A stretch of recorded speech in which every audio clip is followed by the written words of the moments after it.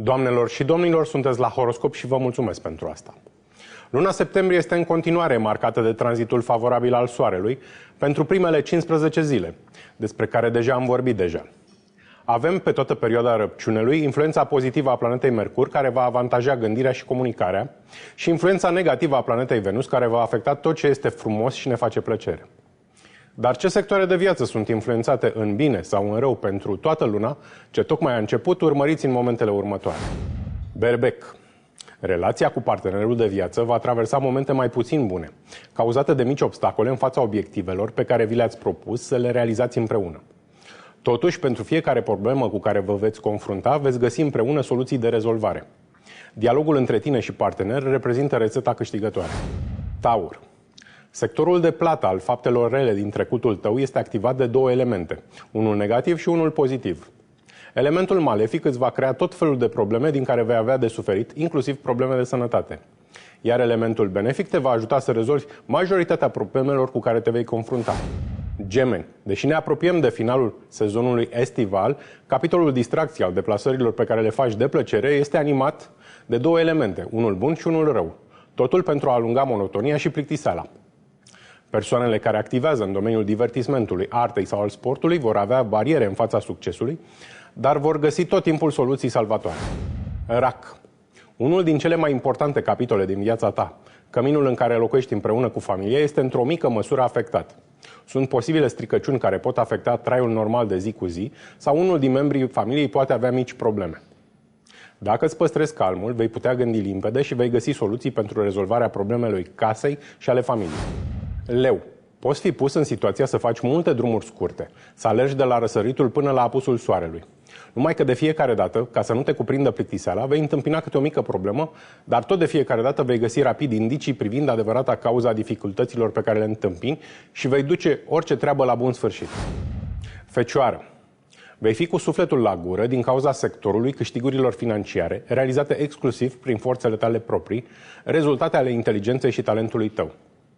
Nu vei înregistra pierderi, dar fiecare câștig va fi obținut numai după depășirea unor greutăți. Dacă reușești să rezolvi dificultățile care apar, vei acumula câștiguri bănești peste nivelul normal. Balanță.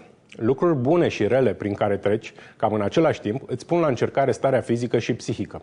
Dar în acest carusel al binelui și al răului, nu vei fi doborât niciun moment. Vei găsi de fiecare dată soluția salvatoare care te menține pe linia de plutire. Doar de tine depinde cum vei ieși din această perioadă mai neobișnuită.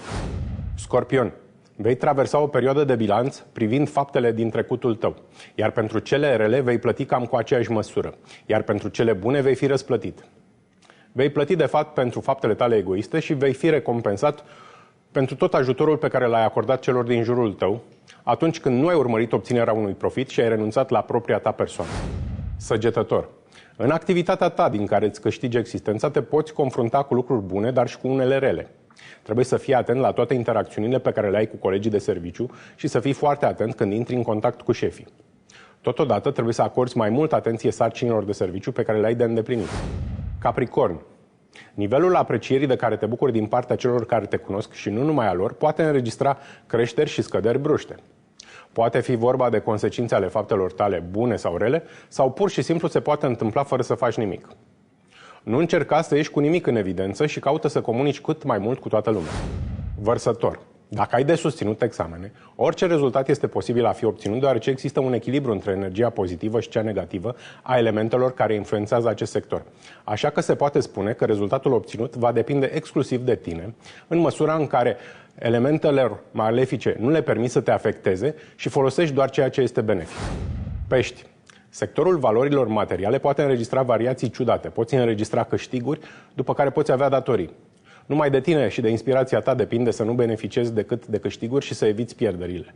Dar este posibilă și intervenția altor persoane care pot determina fluxul acestor bani. Aceste potențiale câștiguri sau pierderi. Acestea sunt previziunile pe scurt pentru luna septembrie. Mai multe detalii vor fi disponibile în edițiile următoare. Vă mulțumesc mult pentru atenție. Rămâneți în continuare împreună cu România TV. Eu sunt Adrian Bunea și mă puteți găsi pe pagina de socializare Adi Bun Astrolog. Și nu uitați, soarta omului este mereu în mâinile lui.